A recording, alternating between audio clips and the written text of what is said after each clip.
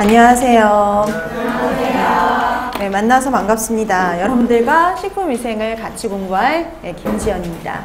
자, 우리가 이제 식품위생 공부를 하기 위해, 2016년 영양사 대비를 하기 위해서 이제 이렇게 문자리에 모이셨는데요. 식품위생 같은 경우도 이제 뭐 20문제 정도 출제가 되는 과목입니다. 네, 여러분 20문제가 출제가 되는데요. 이 식품위생 같은 경우 이제 작년까지만 해도 여기도 가락 과목이 아니었지만 이제 모든 과목이 가락 과목이 됐기 때문에 식품위생도 이제 조금 신경을 쓰셔야 되는데 보통 식품위생이 아주 어렵거나 절대 그런 과목은 아니에요. 그래서 식품위생은요. 알면 풀 수 있는 정도의 문제입니다. 그래서 조금만 노력하시면 식품위생은 충분히 그 과락을 벗어날 수가 있어요. 그러니까 8문제 이상은 웬만해서는 거의 충분히 할 수가 있는데 근데 의외로요. 평균이 그렇게 높지가 않아요. 11 내지 한 12점 정도 그 사이에요. 그러니까 왠지 식품위생은 되게 쉬울 것 같다 이렇게 생각을 하기 때문에 보통 사람들이 이제 다 이렇게 생각을 했을 때 훨씬 더 평균점이 높을 것 같지만 실제로 시험을 보면은요 11에서 12점 정도가 평균이에요. 그래서 어떻게 됐든 여러분들이 알고 보면요 조금만 노력하면요 충분히 고득점을 획득할 수 있는 게 바로 식품위생입니다. 그러니까 여기는 뭐 그닥 크게 아주 뭐 이렇게 깊은 이해를 필요로 한다든지 아주 큰 뭐 되게 어려운 응용 문제가 나온다든지 그런 것보단 가장 기본적인 걸 우선적으로 물어보기 때문에요. 여러분들이 기본적인 걸 잘 암기해 두시게 되면은요 식품위생은 그닥 어려운 과목은 아니라고 생각하시면 돼요. 대신 열심히 암기를 좀 하셔야 됩니다. 그래서 요령껏이에요. 정말 요령껏 좀 암기를 잘 해두시게 되면은요 충분히 도움이 되실 수가 있어요. 또 이 식품위생을 공부해 두시면요 나중에 위생사 준비하시는데도 충분히 도움이 되실 수가 있겠죠. 자, 그러면 이제 식품위생 들어가는데요. 여러분 식품위생도요. 생리학이나 생화학과 동일한 형태로 수업이 진행이 됩니다. 그래서 여러분들이 수업 시간에 열심히 들어주시고요. 우선 열심히 듣는 것부터 시작하셔야죠. 열심히 듣고 필기하고 그 다음에 이제 중간중간 물어보는 거 대답도 좀 한번 해보시고 그 다음에 문제를 통해서 복습 한번 하면은요 여러분들이 어느 정도 어떤 것들이 중요하구나 그다음에 이런 내용들을 공부했지 이 정도 알고 있었던 내용을 집에 가셔서 복습 한번 해주시고요. 그 다음에 이제 그 다음 주 오시게 되면은 제가 또 이렇게 프린트물을 나눠드립니다. 그럼 프린트물을 나눠드리니까 조금 일찍 오셔가지고 10분, 20분 전에 오셔가지고 문제 풀어서 그 전 시간 했던 내용들 한번 정리를 하는 거죠. 자, 그 전 시간 했던 내용들 한번 정리를 해서 풀어보게 되면은 뭐 여러분은 다시 한번 복습이 되는 거니까요. 여러분 공부를 하시는데 충분히 도움이 되실 수가 있어요. 그래서 여러분들이 충분히 수업을 활용을 하셔서 수업 시간을 충분히 활용을 하셔서 여러분들이 공부하시는데 도움이 되셨으면 좋겠습니다. 자, 그럼 이제 식품위생 들어가야 되는데 항상 그거예요. 개념 잡기. 항상 개념 잡기부터 시작을 합니다. 여러분 책 1페이지에 개념 잡기가 나와 있어요. 자, 이 개념을 잡으면서 우리가 식품위생에서 뭘 공부해야 되는지를 지금 대략적으로 설명을 좀 드릴 겁니다. 자, 식품위생 뭘 가지고 우리 식품위생이라고 그러냐면 우리나라 식품위생법에 잘 나타나 있어요. 우리나라 식품위생법에 보면 식품에 들어가는 첨가물, 그 다음에 기구 및 용기, 포장까지를 대상으로 하는 식품에 관한 위생이다. 음식물에 관한 위생이다. 이렇게 되어 있어요. 우리나라 법에는요 대상이 명확하게 규정이 되어 있죠. 식품에 들어가는 첨가물 그리고 기구 및 용기 포장까지가 다 대상이다 이렇게 보시면 돼요. 그러니까 우리나라 그 법에는 대상이 잘 이렇게 규정이 되어 있어요. 그래서 우리가 식품위생 그럼 딱 식품만 해당이 된다라고 착각하시면 안 돼요. 식품 첨가물도 들어가고요 기구나 용기 포장까지가 다 대상이 되는 겁니다. 그 다음에 WHO에서는 어떻게 정의를 하고 있느냐 식품의 생육, 생산, 제조로부터 인간이 마지막 섭취하기까지 모든 단계에서요 식품의 안전성, 건전성, 완전 무결성을 확보하기 위한 모든 수단을 가지고 우리가 식품위생 이렇게 얘기를 해요. 그래서 식품위생이라는 건 여기서는 보니까 처음부터 끝까지 모든 단계를 다 관리를 하면서요 식품의 안전성, 건전성, 완전 무결성을 확보하기 위한 수단을 공부하는 겁니다. 그러니까 식품에 위해가 될 만한 요소를 알아보고 그런 애들을 배제를 해서 식품의 안전성을 확보하기 위한 수단을 공부하는 게 식품위생이다. 이렇게 생각을 하시면 될 것 같아요. 그래서 우리가 공부하는 게 여러분 앞에 차례에 나와 있죠. 그 앞장에 차례에 보시면은요. 식품에 위해가 될 만한 요소들을 먼저 배웁니다. 식중독균들, 식중독을 일으키는 물질들, 그 다음에 감염병을 일으키는 애들, 그 다음에 기생충, 위생동물, 식품을 변질시키는 요인들 이런 것들을 공부를 하고요. 그 다음에 얘네들을 배제시킬 수 있는 안전성을 확보할 수 있는 수단인 보존법, 살균소독법 뭐 이런 것들을 공부를 하는 거죠. 그 다음에 식품뿐만 아니라 모두 그 대상이 될 수 있다냐면 식품 첨가물도 대상이 되고요. 그 다음에 위생검사도 나와요. 그래서 식품에 위해가 될 만한 요소들을 알아봐야 되니까 위생검사도 나오고 그 다음에 해썹도 나오고 그 다음에 마지막 뭐 이제 영업소용 위생관리까지 해서 이렇게 식품위생이 구성이 되어 있잖아요. 이게 바로 이제 식품위생입니다. 우리가 앞으로 공부해야 될 내용들. 근데 여러분들 뭐 학교 다니실 적에 다 한 번씩 공부하셨던 내용들이긴 합니다. 이제 이 내용들을 식품위생 그 시험 문제에 나오는 것들 위주로 해서 이제 정리해서 공부를 할 텐데요. 식품위생은 딱 이렇게 어디에서 좀 많이 나온다라는 게 있어요. 여러분 식품위생에서 제일 중요한 게 바로 뭐냐면 식중독 파트라 보시면 돼요. 그러니까 우리는 식품과 관련된 위생이다 보니까 그 위생 위주다 보니까요. 식중독이 가장 중요해요. 그래서 식중독에서 보통 평균 6, 7문제가 나와요. 6, 7문제. 그러니까 평균적으로 6, 7문제가 여기에요. 그러니까 3분의 1이요. 3분의 1이 여기서 나오는 거예요.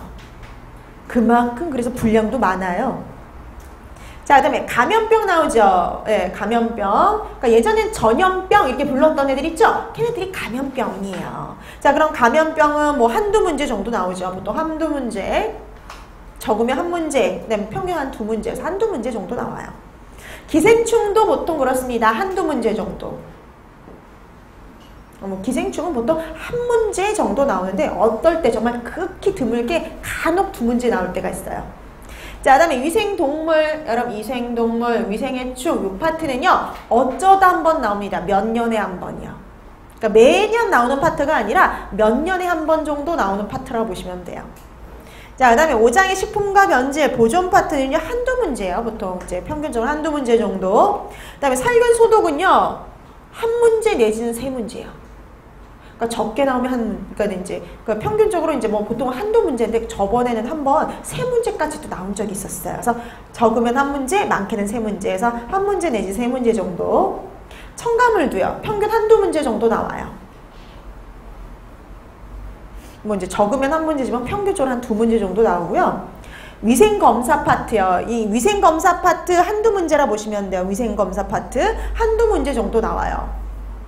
위생검사 파트 한두 문제 나오는데 그 위생검사 파트에 제가 거기다 뭘 집어넣냐면은요. 해썹이요.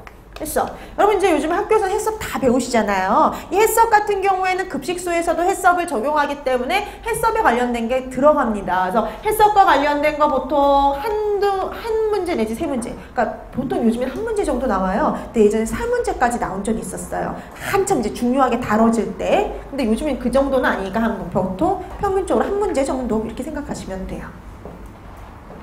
자, 그 다음에 식품과 환경오염, 뭐 식품 영업소 위생관리 얘네들 합쳐서 한 문제 정도 이렇게 생각하시면 됩니다. 합쳐서 한 문제 정도. 자, 그래서 이렇게 보면은요, 좀 더 중요한 파트가 있다라는 말이죠. 좀 더 중요한 파트 어디냐면 식중독이야. 그래서 식중독은 다른 것보다 좀 더 꼼꼼히 좀 봐두실 필요가 있는 거다. 이렇게 생각하시면 돼요.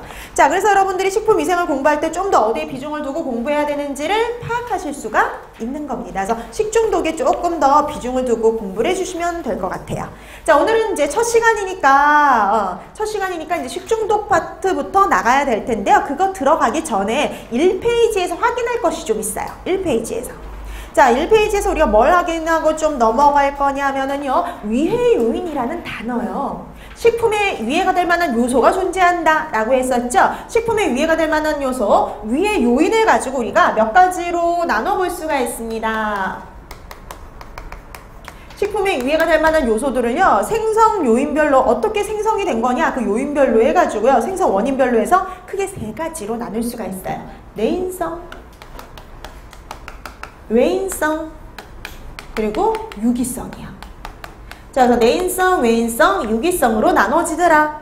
여러분 이거는요. 우리 뒤에 가서 식중독 다 끝난 다음에요. 좀 더 구체적으로 분류를 좀 해드릴 거예요. 근데 지금은요. 단어 뜻 정도만 알아두시면 돼요. 단어 뜻 정도만. 자, 여러분 내인성 하면은요.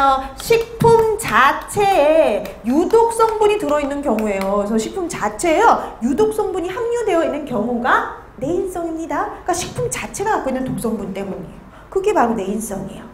그럼 대표적인 게 보고독 같은 애요. 한번 생각해 보세요. 보고독은 우리가 뭐 주입한 것도 아니고 오염된 것도 아니고 보고 자체가 갖고 있는 독성분이 문제가 되는 거잖아요. 그게 바로 내인성이에요. 그래서 식품 자체에 함유되어 있는 유독성분이 문제가 되는 경우가 내인성 이렇게 생각하시면 돼요.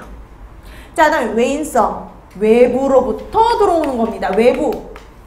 외부로부터 오염된다든지 혼입된다든지 하는 것들이요. 그래서 외부로부터 들어오는 경우가 외인성. 대다수가 여기에요. 왜 우리 한동안 왜 그 일본 원전 사고 때문에 해산물에 방사능 오염이 문제가 됐었잖아요. 그런 것도 오염이잖아요. 그렇게 오염되는 거 외인성. 근데 식중독균이 원래부터 식품부에 있었던 게 아니라 오염되어서 발생을 하는 거잖아요. 그런 식중독균 다 뭐냐면 외인성. 곰팡이도 외인성. 대다수는 다 외인성이라 보시면 돼요.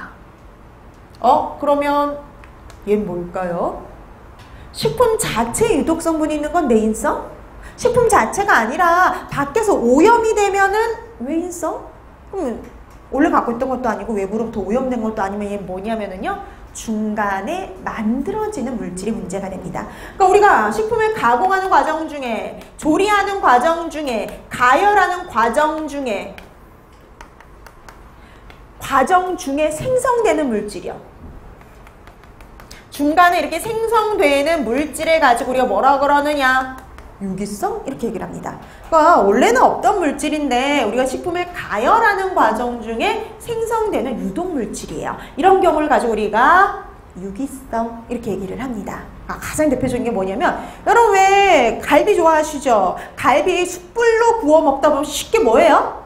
타요. 근데 여러분 이 탄 음식에 우리가 탄 음식을 먹으면 뭘 걸린다 그러냐면 암에 걸린다는 얘기를 하거든요. 원래는 없다가 이렇게 탄 음식에서 발생하는 발암물질들 없다가 생성되는 거잖아요. 그런 애들이 바로 유기성이에요. 그럼 탄 음식에서 발생하는 그런 발암물질들이 유기성의 대표가 되는 거죠. 그래서 이런 유기성 요인과 관련된 애들도요. 요즘에 시험 문제 종종 나옵니다. 네, 작년에도 나왔어요. 자, 그래서 내인성, 외인성 이렇게 유기성으로 분류가 돼요. 그래서 지금은 구체적인 종류는 모르셔도 돼요. 어차피 식중독에서 나옵니다. 그 내용을 나중에 다 하고 나서 다시 한번 이렇게 분류를 해드릴 거예요. 자, 그래서 지금은 단어 정도 알아두시면 돼요. 그래서 내인성 자체에 있으면 내인성, 밖에 있으면 외인성, 그 다음에 중간에 만들어지면 유기성이다. 그쵸? 그 정도만 구분해 두시면 됩니다. 자, 그럼 이런 식품에 위해가 될 만한 요인 중에 제일 먼저 나온 게 뭐냐? 제일 중요한 식중독 파트예요. 자, 그래서 여러분 책 2페이지입니다. 자, 2페이지 식중독 여기서부터 보도록 할게요. 자, 여러분 식중독이라는 말 많이 들어보셨죠? TV에서도 되게 자주 나오고요. 여러분들이 공부도 하시고 하셨던 내용인데 그 정의가 나와 있어요. 식중독의 정의요. 이거는 그냥 읽어두시면 되는 거예요. 뭐 이걸 굳이 달달달 외우거나 그러실 필요는 없습니다. 자, 식중독 하면은요, 넓은 의미요. 정말 넓은 의미에서는요, 식품으로 인해서 발생하는 질병 이렇게 말할 수도 있어요. 근데 좀 더 구체적으로 하면 세균 또는 그것이 생성하는 독소, 유독 화학물질, 유해 성분들이 함유된 음식물을 섭취함으로써 일어날 수 있는 급성 또는 만성의 건강 장애를 가지고 우리가 식중독 이렇게 얘기를 하죠. 자, 그래서 식중독 같은 경우에는 이렇게 정의를 내려볼 수가 있어요. 그래서 한번 읽어두시면 됩니다. 이런 게 식중독이구나 이렇게 보시면 돼요.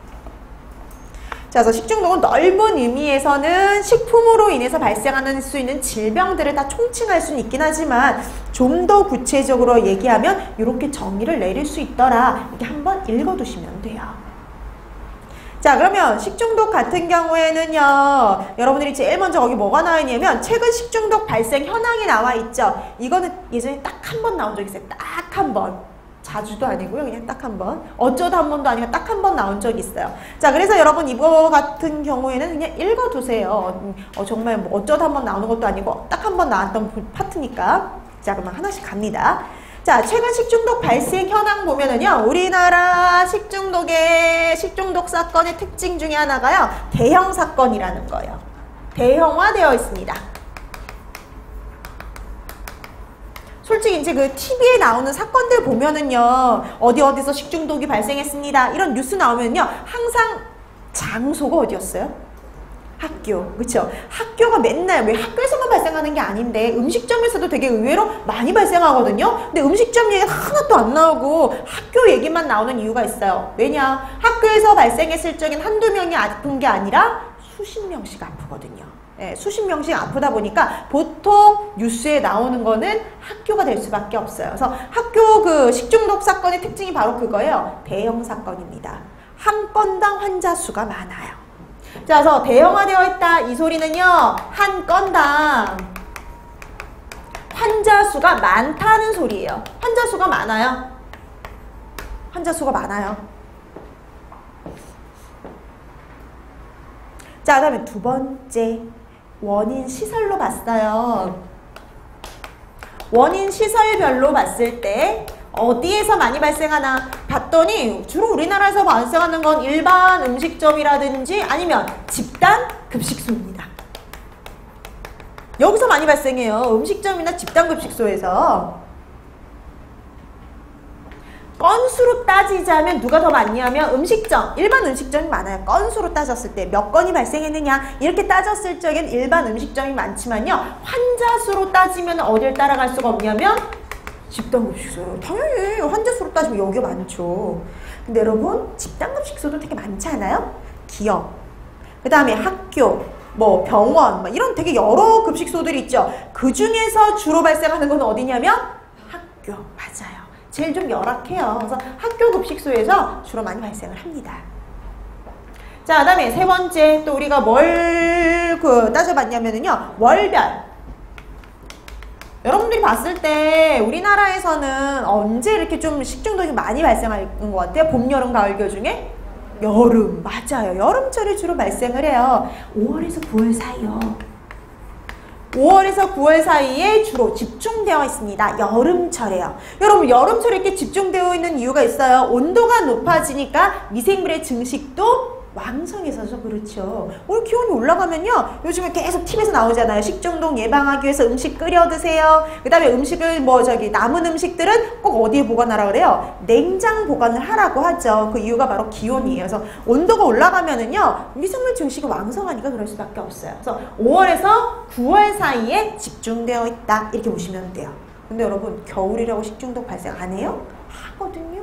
여러분 겨울철에도 요즘에 꾸준히 식중독이 발생을 해요. 원래는 겨울철엔 예전엔 잘 발생을 안 했는데요. 최근에 들어서는 겨울철에도 꾸준히 발생을 하고 있어요. 근데 여러분 주로 겨울철에 발생할 적인 원인이 거의 정해져 있어요.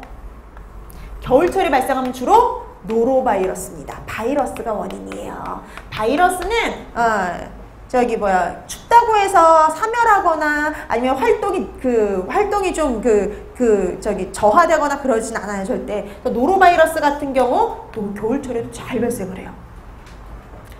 하지만 우리나라는 보통 요때 집중되어 있다. 여름철에 집중적으로 발생한다. 이게 또 하나의 특징입니다. 그 다음에 네 번째. 자, 뭘 또 봤냐면은요, 원인 물질별로요.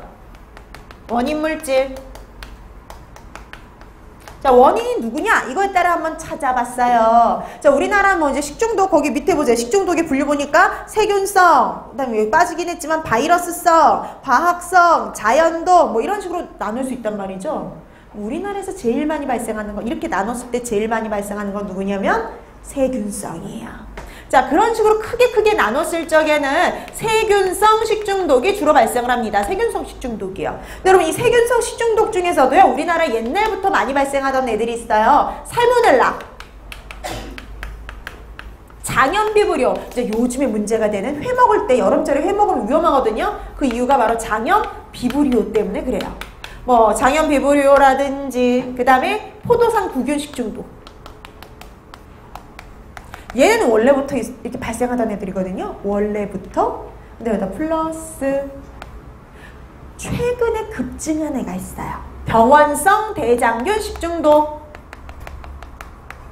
자, 병원성 대장균 식중독. 그 다음에 여러분 작년에 좀 많이 발생한 애가 하나 있어요. 웰치균 식중독이요. 여러분 작년에 그 사건 혹시 기억나세요? 저기 보니까 경기도 영등포 이런 데 있는 고등학교, 중고등학교에서요 식중독이 발생을 했어요. 동시다발적으로. 근데 둘 다 원인이 뭐였는 줄 아세요? 족발이요. 족발이 원인으로 해서 작년 초에 식중독이 발생을 했었어요. 둘 다 같은 업체에서 납품받은 족발이었거든요. 근데 걔네들의 원인균이 누구냐? 웰치균이었습니다. 자, 그래서 최근에 급증한 건 병원성 대장균이 있고요. 작년에 좀 많이 발생했던 애가 바로 웰치균 식중독이에요. 그래서 학교 몇 군데에서 동시다발적으로 발생하다 보니까 작년에 갑자기 많이 발생을 했어요. 자, 그래서 이런 애들이 원래는 이렇게 좀 발생 안 하는 애들이 이제 요즘 들어서는요 꽤 발생을 하고 있어요. 자, 그래서 여러분 두 번째 채워넣으실 거 세균성 식중독 중에서 최근에 가장 급증한 건 뭐냐면 병원성 대장균이죠. 그래서 최근 세균성 식중독 중에서요 병원성 대장균 식중독이 많이 증가를 했어요. 자, 그 다음에 또 하나 세 번째는요 바이러스 식중독이야. 바이러스 식중독. 여러분 옛날에는 바이러스 식중독이 그렇게 발생 안 했지만 이제 그 몇 년 이제 그 전부터는 계속 많이 발생하는 것 중에 하나가 누구냐면 바이러스 식중독이에요. 근데 여러분 이 바이러스성 식중독은 딱 하나만 할 거예요. 노로바이러스야. 우리나라에서 주로 발생하는 거 99% 이상은요 노로바이러스라고 보시면 돼요. 그래서 여러분들이 노로바이러스를 잘 기억해 두시면 됩니다. 그래서 노로바이러스 식중독. 근데 우리 아까 좀 전에 이랬잖아요. 원인 물질별로 따졌을 때 세균성, 바이러스성, 그 다음에 화학성, 자연독 이렇게 나눴을 적에는 제일 많이 발생하는 게 누구였냐면 세균성 식중독이에요. 근데 우리가 이렇게 나눴어요. 살모넬라, 장염배부류, 포도상구균, 웰치균 식중독, 병원성 대장균 식중독, 노로바이러스 이렇게 하나씩 따로따로 나눴을 때요. 이렇게 하나씩 따로따로 나눴을 때 제일 많이 발생하는 건 누구냐면 노로바이러스입니다. 얘네들은 합쳤으니까 제일 많이 발생하는 거고요. 하나씩 따로 봤을 때 우리나라에서 가장 많이 발생하는 식중독 그럼 누구 찾으셔야 돼요? 노로바이러스. 이렇게 찾으시면 됩니다. 자, 그 다음에 주원인 식품. 자, 여러분 어디나 가면 이제 주원인 식품으로 따라붙는 애가 있어요. 자, 여러분 주원인 식품 하면 누구냐면은요 육류하고 어패류요. 네. 자, 그래서 여러분 육류는 나와 있죠. 하나는 그러면 어패류인 거예요. 육류, 어패류 및 그 가공품. 얘네들이 1순위예요. 네, 얘네들이 1순위. 엎치락 뒤치락 그러면서 얘네들이 1순위예요. 우리나라에서 그 주 원인 식품이 되는 건요. 육류와 어패류 이렇게 보시면 돼요. 그 다음이 누군지 아세요? 복합 조리식품들이요. 그 복합 조리식품의 가장 대표가 되는 애가요. 김밥. 네, 김밥 같은 그 다음에 복합 조리식품에서 많이 발생한다. 이렇게 보시면 돼요. 자, 그래서 최근 이렇게 식중독 발생 현황은요, 한번 쭉 읽어두시면 됩니다. 한번 읽어서, 아, 우리나라에서 이런 게 좀 많이 발생하고 이때 많이 발생하는구나. 이런 식으로 참고적으로 한번 봐두시면 돼요. 자, 그래서 최근 식중독 발생 현황 이렇게 한번 읽어두시면 되겠고요. 자, 그 다음에 이제 우리 식중독으로 본격적이 들어가기 전에 반드시 봐둬야 될 게 있어요. 식중독의 분류요. 그러니까 여러분 이 식중독의 분류를 무시할 수 없는 게 이 분류가 되게 고전적인 문제예요. 고전적인 문제이긴 하지만 아직도 간혹 시험 문제에 나옵니다. 그래서 분류를 하실 수 있어야 돼요. 자, 여기서의 분류는 원인에 따른 분류라고 보시면 돼요. 식중독의 원인이 누구냐? 이것 따라서 분류를 했어요. 자, 그러면 우리가 어떻게 분류를 할 수가 있느냐면 세균성, 세균에 의한 식중독, 그다음에 바이러스성, 바이러스에 의한 식중독, 그다음에 화학성 식중독, 그다음에 자연독, 그리고 곰팡이독. 이런 식으로 분류를 해요. 근데 여러분 책에 따라서는요, 자연독하고 그냥 곰팡이독을 묶는 경우도 있습니다. 그냥 얘네들 묶어서 그냥 자연독 이렇게 하는 경우도 있어요. 자, 그럼 한 가지 갈까요? 자, 세균성 하면은요, 크게 두 가지로 나눠요. 고전적인 방법에 의해서. 자, 고전적인 방법에 의해서 나눌 적에는요, 감염형과 독소형으로 나눕니다. 감염형, 독소형, 이렇게요. 자, 감염형과 독소형으로 구분을 하는데요. 여러분, 감염형은요, 균에 감염됐다. 이렇게 생각하시면 돼요. 균에 감염되는 거예요. 균을 먹어서 발생하는 게 감염형이에요. 자, 그래서 여러분, 감염형 같은 경우에는요, 식품 중에 증식한 다량의 균을 섭취했을 때 발생하는 게 바로 감염형이다. 이렇게 보시면 돼요. 그래서 여러분들이 뭐 이걸 써두라는 거는 뭐 달달달 외우라는 것보다는 나중에 기억이 안 날 때 한번 읽어보시라는 거죠. 아, 감염명이 뭐였더라? 다시 한번 기억을 되살릴 때. 그럼 포인트는 뭐냐? 이거요. 균을 먹어야지만 발생하는 거, 그게 바로 감염명이에요. 그러니까 균에 감염됐다 이렇게 생각하면 돼요. 자, 그래서 균을 먹었을 때 발생하는 게 감염형 식중독 이렇게 보시면 되는데 누가 있는지 확인하셔야 돼요. 이 종류. 자, 종류에는 대표적인 게 살모넬라, 장염비브리오, 병원성 대장균, 캠필로박터, 아리조나, 여시니아, 대표적인 게 하나 또 빠졌어요. 리스테리아. 거기다 하나 더 적어두세요. 리스테리아 까지. 거기가 감염형들이에요. 그래서 여시니아, 리스테리아, 네, 이런 애들이 감염형 식중독들입니다. 자, 그럼 독소용은 뭐냐? 여러분, 독소용은요, 말 그대로 쉽게 생각하면 돼요. 독소를 먹어서 발생하는 식중독, 이렇게 생각하면 됩니다. 조금 이제 설명을 더 추가하자면, 식품 중에서 균 증식 시 생성한 독소를 섭취함으로써 발생하는 건 독소형, 이렇게 보시면 돼요. 자, 그러면 뭐 얘도 포인트는 딱 하나예요. 독소를 먹어서, 음식에 있는, 식품에 있는 독소를 먹어서 발생하는 게 독소형 식중독. 그러니까 얘는 균 먹어서 발생 안 해요. 아무리 얘는 균을 먹어도 발생을 하지 않고요. 오로지 독소를 먹어야지만 발생하는 거, 그게 바로 독소형입니다. 그럼 여러분, 이 독소형의 대표가 되는 애가 누가 있는지 보셔야죠. 가장 대표적인 게 여러분들이 잘 알고 있는 포도상 구균 식중독과 보툴리누스 식중독이에요. 자, 그래서 포도상 구균, 보툴리누스, 이 식중독이 바로 독소형입니다. 그 외에 세레우스의 구토용이 있어요. 근데 뭐 세레우스가 있긴 있지만 가장 대표적인 건 독소형. 독소형은 포도상 구균과 보툴리누스, 이렇게 기억해 두시면 돼요. 그래서 여러분, 이 구분하라는 문제 예전에 되게 많이 나왔어요. 네, 많이 나왔었습니다. 구분 정확하게 해두세요. 근데 여러분, 최근에도 문제 유형을 조금 바꿔서 구분하는 문제 나왔었어요. 그러니까 여러분, 이 구분은 가장 기본이다라고 꼭 생각을 해주셔야 됩니다. 자, 그럼 예전에는 감염형, 독소형, 이걸 구분하는 게 기본이었다면은요, 여기 이제 한 가지가 더 추가돼요. 중간형. 뭐가 하나 더 있어요? 중간형. 딱 중간에 해당이 되는 애가 있어요. 감염형의 특징과 독소형의 특징을 모두 갖고 있는 애가 있어요. 그런 애들이 바로 중간형이에요. 자, 중간형 하면은요, 어떤 특징을 갖고 있느냐? 우선 균을 먹어야 돼요. 균을 섭취한 다음에 균을 먹어야 돼요, 먼저. 여러분, 균을 먹는다는 의미에서는 감염형과 똑같잖아요. 네, 균을 먹었어요. 감염형처럼 균을 먹고 난 다음에. 근데 균을 먹는다고 해서 바로 증상이 나타나는 게 아니라요. 이 균이 우리 장 내에서 균 증식 시 아니면 아포가 형성될 때, 장내에서 균 증식 시 내지는 아포 형성 시에 생성한 독소에 의해서 발증이 일어나는 거예요. 보니까 균을 먹는다고 해서 문제가 되는 게 아니라 이 균이 우리 몸에 들어와서 균이 증식할 때 아니면 내지는 아포가 형성될 때 생성한 독소에 의해서 증상이 나타나는 게 바로 중간형이에요. 그러니까 감염형의 특징도 갖고 독소를 만들어내요. 그러니까 독소형의 특징도 모두 갖고 있죠. 그래서 감염형과 독소형의 특징을 모두 갖고 있다 그래서 중간형 이렇게 말하기도 합니다. 그러면 이거의 가장 대표적인 애가 바로 누구냐? 웰치균 식중독이요.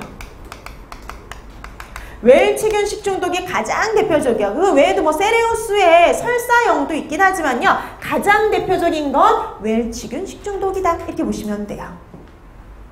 여러분 측에 그 중간형에 클로스트리디움 퍼프리젠스라고 되어 있죠? 그 퍼프리젠스 균이 바로 뭐냐면 웰치균이라고 보시면 돼요. 예전에 웰치균 이렇게 불렀어요. 네, 공식 명칭은 클로스트리디움 퍼프리젠스로 바뀐 거죠. 그래서 쉽게 말하면 웰치균 이렇게 보시면 돼요.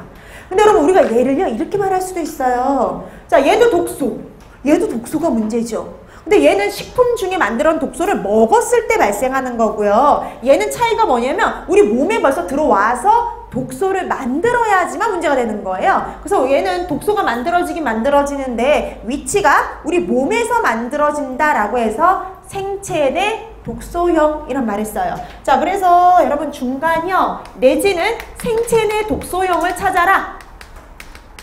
우리 체내에 들어서 독소를 만들어내는 생체 내 독소형을 찾아라. 그러면은 웰치균 식중독 이렇게 찾으시면 돼요.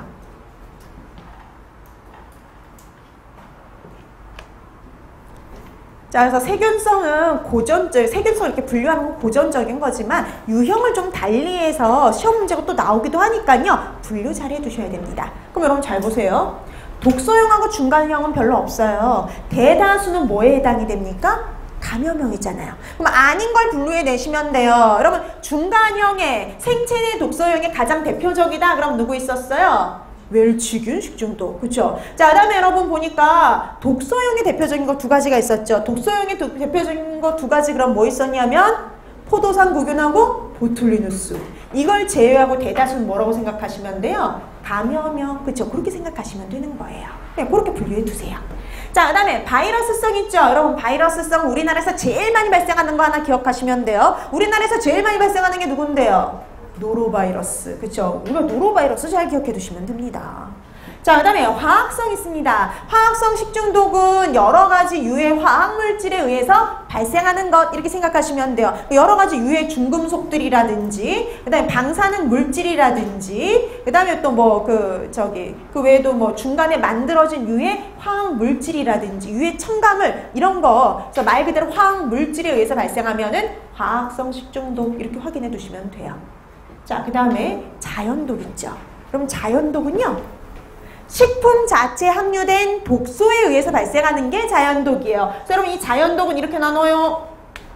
식물성과 동물성 자연독으로요.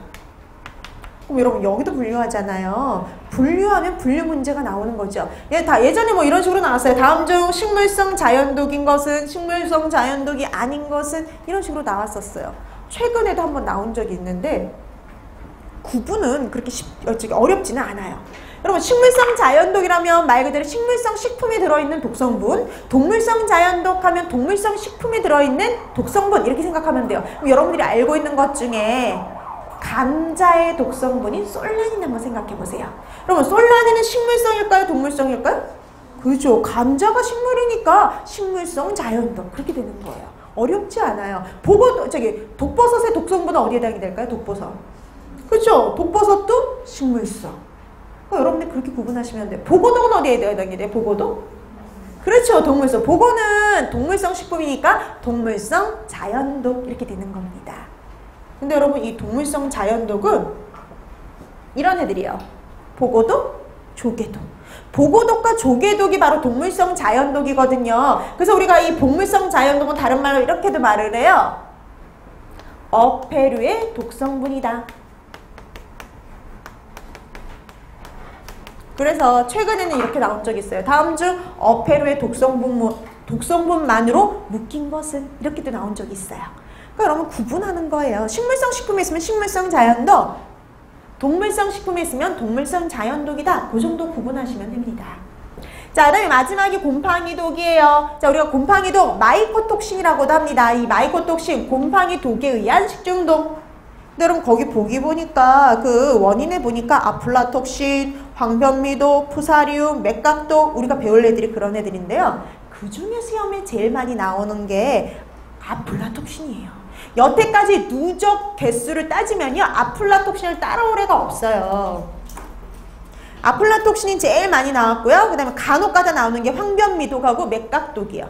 최근엔 좀 맥각독이 좀 나온 편이었어요. 자, 그래서 아플라토신, 황변미독, 맥각독 이런 것들이 이제 시험 문제에 나오죠. 자, 여기까지 해가지고 여기까지가 바로 이제 식중독과 관련된 겁니다. 그래서 식중독을 이렇게 세균성, 바이러스성, 화학성, 자연독, 곰팡이독 이런 식으로 분류할 수가 있고요. 그 다음에 이제 이런 것들이 바로 여러분들이 앞으로 배우실 내용들이다 이렇게 보시면 되는 거죠. 그래서 오늘은 첫 번째 시간이니까요. 제일 먼저 세균성 식중독부터 하나씩 들어가는 겁니다. 자, 세균성 식중독 들어가는데요. 자, 우리 본격적으로 세균성 식중독의 그런 이게 세세한 분류에 들어가기 전에 세균성 식중독의 일반적인 상황이 나와요. 그게 여러분 책 3페이지 보세요. 자, 예방법이 제일 많이 나오는데요. 여러분, 예방법은 말이에요. 이 예방법은요, 잊을만 하면 한 번씩 나와요. 네, 별거 아닌데, 잊을만 하면 한 번씩 나와요. 보기는 매번 달라져요. 네, 문제는 똑같은데, 보기를 달리해서 어쩌다 한 번씩, 잊을만 하면 한 번씩, 그러니까 몇 년에 한 번이요. 그러니까 4, 5년에 한 번씩. 잊을만 하죠. 그러니까 4, 5년 정도 지면 잊을만 한데, 그럴 때마다 한 번씩 나와요. 자, 그래서 여러분들이 이 예방법 같은 경우에는요, 맞는지 틀린지 구분만 하실 수 있으면 돼요. 이게 식중독, 세균성 식중독이 예방법이 될 수 있느냐, 없느냐, 그 정도 구분하실 수 있으면 되는 겁니다. 자, 그러면 하나씩 갈게요. 자, 예방법 중에 가장 손 씻으면서 제일 효과 좋은 방법이 뭐냐면 가열이에요. 그래서 충분히 가열해서 섭취하면요, 예방이 가능합니다. 그래서 제일 손쉬운 건 가열이다. 그래서 식품을 충분히 가열해서 섭취한다. 이게 바로 가장 좋은 예방법이에요. 손쉬우면서 제일 좋은 예방법. 그런데 말이죠, 꼭 뭐가 되는 애들이 있냐면 제외되는 애들이 있어요. 가열에 의해서 완벽한 예방을 할 수 없는 애들이 있습니다. 하나 있어요. 뭐냐면 포도상 구균 식중독이에요. 포도상 구균 식중독은요, 가열에 의해서요, 완벽한 예방을 할 수가 없어요. 여러분, 포도상 구균 식중독은요, 감염형이었어요, 독소형이었어요? 독소. 독소를 섭취해서 발생하는 독소형 식중독이었죠. 자, 그래서 얘는 독소가 문제가 되는데, 이 독소가 말이죠, 완벽하게 파괴하기 위해서는요, 220에서 250도씨 정도로 가열을 해야 돼요. 이 정도 가열해야지 완벽하게 파괴가 될 수 있어요. 우리가 집에서 일반적으로 조리할 때요, 220에서 250도씨까지 올릴 수가 없잖아요. 그렇기 때문에요, 완벽한 예방을 할 수가 없어요. 자, 그래서 가열에 의해서 완벽한 예방을 할 수 없는 건 포도상구균. 그래서 만약에 시험 문제에서 다음 중 가열에 의해서 예방이 불가능한 식중독을 찾으세요. 그럼 누구 찾으시면 돼요? 포도상구균 찾아주시면 되죠. 자, 그 다음에 두 번째. 우리가요, 또 할 수 있는 방법이요, 조리 후 즉시 섭취해 주시면 돼요.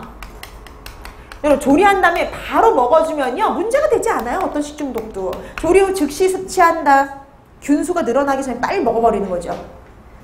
만일 조리 후 즉시 섭취 못할 적에는요, 냉장이나 냉동 보관을 해주시면 되죠. 냉동 보관을 한다. 이런 것들이 예방법이 될 수 있어요. 근데 여러분, 냉장을 했다고 안심할 수 없는 균들이 있습니다. 냉장에 의해서 완벽한 예방을 할 수 없는 애, 제외되는 애들이 있어요. 두 가지 기억하셔야 돼요. 여시니아와 리스테리아. 그래서 여시니아하고 리스테리아는요, 냉장에 의해서 완벽하게 예방을 할 수 없는 애, 이렇게 기억을 하셔야 돼요. 완벽한 예방 불가능해요. 우리가 왜 냉장고 안에다 넣어놓으면 안전하다 이렇게 생각하는데 절대 안전하지 못합니다. 냉장에 의해서 절대 완벽한 예방을 할 수 없는 거 여시니아, 리스테리아. 말을 바꾸면요, 얘네들은 저온에서 증식이 가능하다는 소리예요. 저온에서 증식이 가능하다는 소리입니다. 그래서 문제의 보기에 저온에서 증식 가능하며 이런 말이 나오잖아요. 저온에서 증식 가능하다, 냉장고에서도 증식이 가능하다, 이런 말이 나오면요, 답은 항상 둘 중에 하나예요. 누구 아니면 누구요? 여신이 아니면 리스테리아. 그렇죠. 그러니까 문제 푸는 요령을 배우는 겁니다. 그래서 그런 말이 나왔다, 그런 단어가 나왔다 그럼 여신이 아니면 리스테리아가 답이에요. 자, 그래서 이렇게 제외되는 애들을 조금 봐두시면 됩니다. 자, 그 다음에 세 번째, 우리가 또 뭘 할 수 있느냐, 책에 보니까요, 위생교육이요. 위생교육. 여러분, 영양사도 1년에 꼭꼭 매년마다 뭘 받고 있냐면 위생교육을 받고 있어요. 그래서 위생교육을 받는 거죠. 조리사, 식품을 취급하는 사람, 이런 사람들에게 위생교육 시키기. 그 다음에 네 번째, 설사, 화농성 질환자는 조리를 금하기. 그럼 설사가 대표적인 식중독의 증상에 해당이 되고요. 화농성 질환 같은 경우에는 포도상 구균 식중독을 그 위험성이 있기 때문에 절대 조리를 할 수가 없어요. 그 다음에 여러분, 뭐 전염병 발생했을 때 조리하기 전에 반드시 뭐 씻으라 그래요? 손이요. 그래서 손을 깨끗이 씻고 소독하는 것도 예방법에 들어갈 수가 있죠. 그 다음에 5번째, 식품, 매개, 위생동물의 부엌, 창고 침입을 방지하고 박멸을 한다. 그렇죠? 위생해충을 박멸한다. 침입을 방지한다. 방충, 방서시설을 만들어 놓는다. 이런 것들이 다 예방법이 되는 겁니다. 그래서 여러분들이 이게 예방법이 맞는지 아닌지 구분하실 수 있으면 되는 거예요. 그럼 여러분 이건 가능할까요? 이거 한번 생각해 보세요. 예방접종을 한다. 세균성 식중독을 예방하기 위해서 예방접종을 한다. 맞는 말일까요? 틀린 말일까요? 그렇죠. 틀린 말이에요. 여러분 예방접종은 보통 전염병에다 쓰잖아요. 감염병. 그래서 우리가 보통 감염병을 예방하기 위해서 예방접종을 하는 거지 식중독하고는 아무런 관련이 없어요. 그 다음에 이건 맞을까요? 틀릴까요? 우리가 세균성 식중독을 예방하기 위해서 파리, 바퀴, 모기 등을 박멸한다. 맞는 말일까요? 우리가 세균성 식중독을 예방하려고요. 파리, 바퀴, 모기 이런 것 등 유생해충들을 박멸한다. 얼핏 보면 맞는 것 같죠? 틀렸어요. 잘 보세요. 제가 뭐라 그랬냐면 보기로 파리, 바퀴, 모기라고 했거든요. 그럼 모기가 먹는 것과 관련이 있나요? 아무런 관련이 없어요. 자, 그래서 여러분 거기 5번에 위생동물 있죠? 식품, 매개, 위생동물. 여기엔 누가 해당이 되냐면 대표적으로요. 파리, 바퀴, 쥐 같은 애들이 해당이 됩니다. 그래서 파리나 바퀴나 쥐 같은 위생해충, 위생동물을 박멸한다. 침입을 방지한다. 이게 맞는 말이에요. 그 외의 것들은 다 틀렸죠. 뭐 진드기, 뭐 저기 이, 모기 이런 애들은 직접적인 관련이 없어요. 그럼 여러분 이건 맞는 말일까요? 틀린 말일까요? 사용하고 난 후 칼, 도마 등의 조리기구를요 깨끗이 세척하고 소독한다. 맞는 말일까요? 틀린 말일까요? 이게 맞는 말이죠. 우리 다 사용하고 난 다음에 조리기구를 세척, 소독하는 거 당연하죠. 그걸 통해서 예방이 가능합니다. 그러니까 여러분들이 이게 맞는지 아닌지 구분하실 수 있으면 돼요. 그럼 여러분 이건 가능할까요? 자, 세균성 식중독을 예방하기 위해서 유독 부위를 제거하고 섭취한다. 맞는 말일 것 같아요. 맞는 것 같아요. 맞는 거에 틀린 것 같아요. 되게 헷갈리죠? 조금만 생각해 보면 돼요. 자, 예를 들어서 우리가 밥이 있는데, 뭐 국이 있는데, 음식이 있는데요. 유독 부위? 어디가 유독 부위인데요? 이 유독 부위가 눈으로 보여요?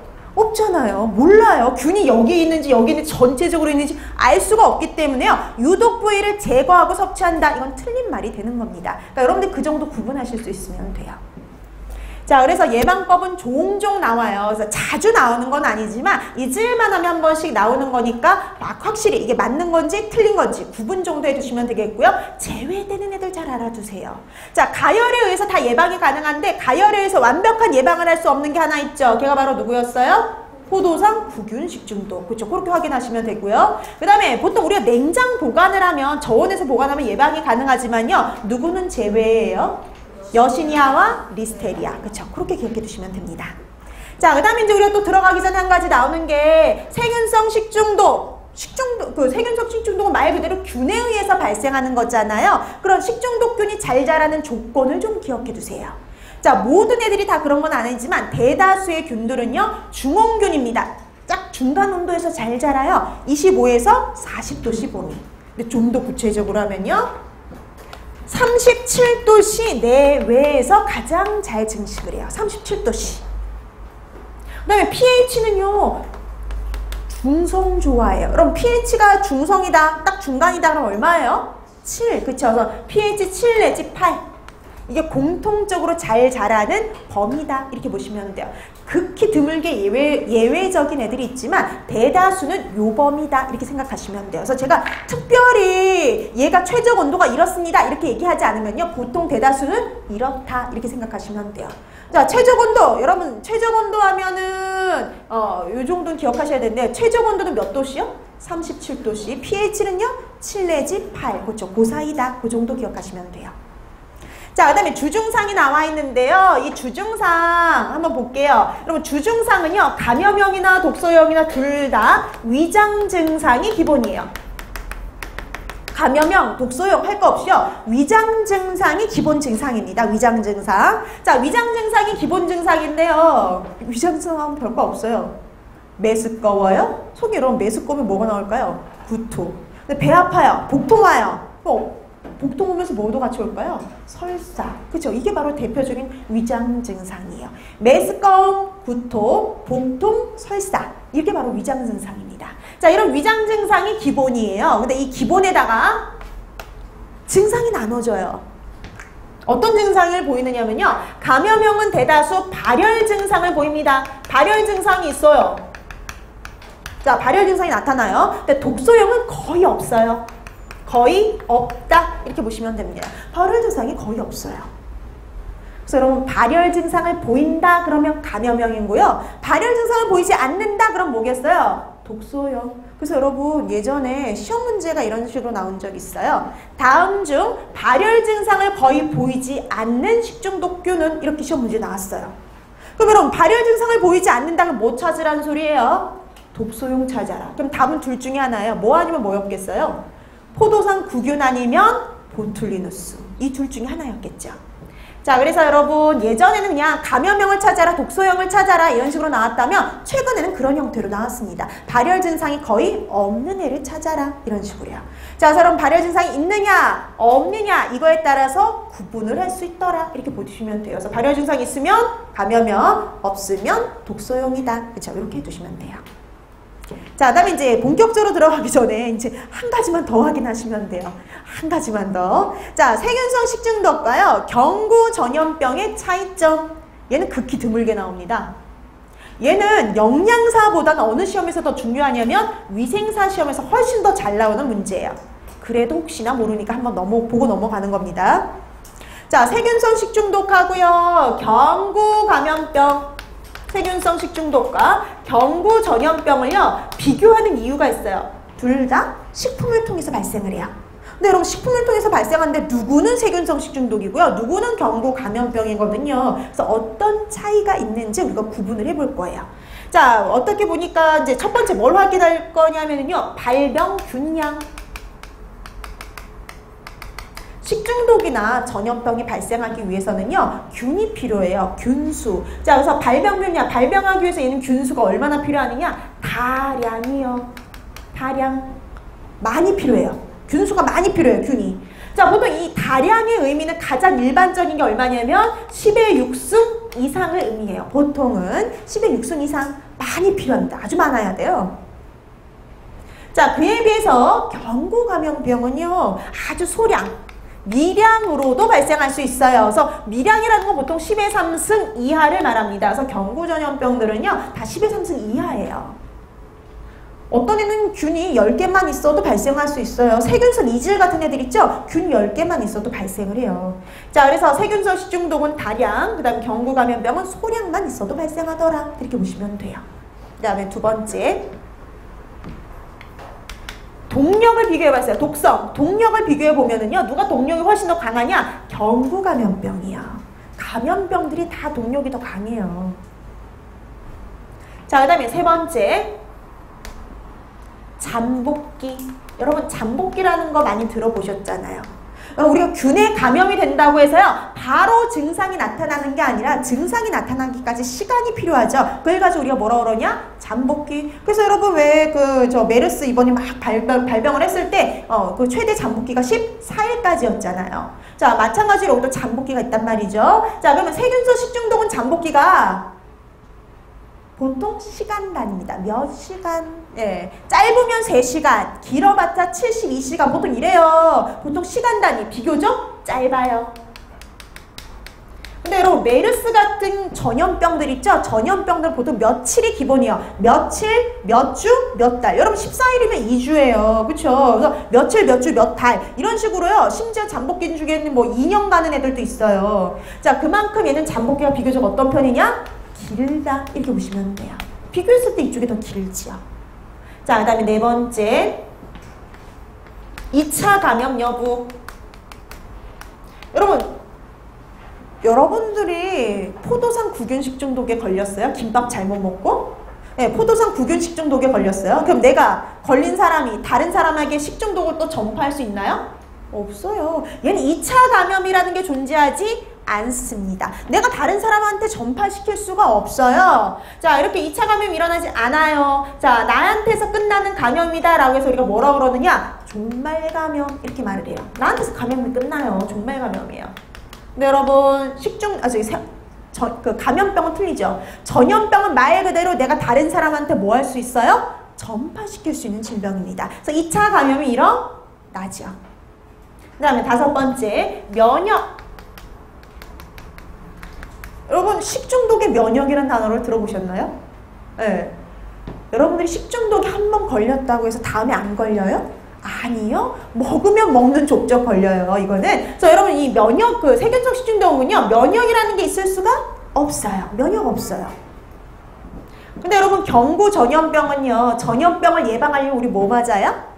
예방접종. 예, 주사 맞죠? 예방접종 맞죠? 그 예방접종을 통해서 뭐가 가능하냐? 면역이 가능합니다. 예, 면역이 가능해요. 자, 그래서 여러분, 이렇게 세균성 식중독하고 경구 감염병은요, 엄연히 차이가 있어요. 자, 그래서 발병하기 위해서 균수가 많이 필요하고요. 잠복기가 짧고요. 절대 2차 감염 일어나지 않고 면역이 있을 수 없는 애가 바로 누구라고 보시면 돼요? 세균성 식중독. 이거랑 정반대 특징을 보이는 건 전염병 이렇게 생각하시면 되는 겁니다. 자, 그래서 두 가지를 좀 비교해 두시면 될 것 같아요. 자, 이렇게 해서 여러분 요거 같은 경우에는 위생사에서 훨씬 더 잘 나오는 문제이긴 합니다. 근데 혹시나 모르니까 한번 설명을 드렸어요. 그래서 왜냐면 여러분 올해까지는 괜찮나요? 올해까지는 식품위생만 시험을 보죠? 여러분 올해 꼭 합격하셔야 돼요. 내년엔 과목이 틀려집니다. 네, 그 다음에는 과목 자체가 과목이 추가돼요. 공중보건도 들어가고 해요. 그러다 보면 이런 것들도 완벽하게 공부를 해두셔야 된단 말이죠. 자, 그래서 여러분들이 뭐 이거 같은 경우는 다른 것보다 좀 중요도가 떨어지긴 하지만 그래도 한 번은 보고 넘어가실 필요는 있어요. 두 가지를 한번 좀 비교해 두세요.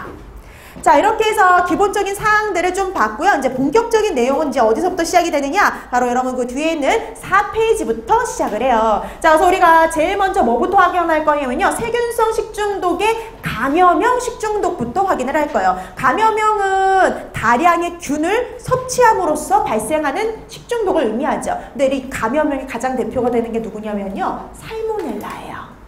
그래서 여러분 감염형 식중독은 살모넬라를 잘 파악해 두시면 나머지 감염형 식중독을 공부하는 데 상당히 도움이 됩니다. 그래서 여러분 살모넬라와 관련된 건 완벽하게 다 기억을 해두세요.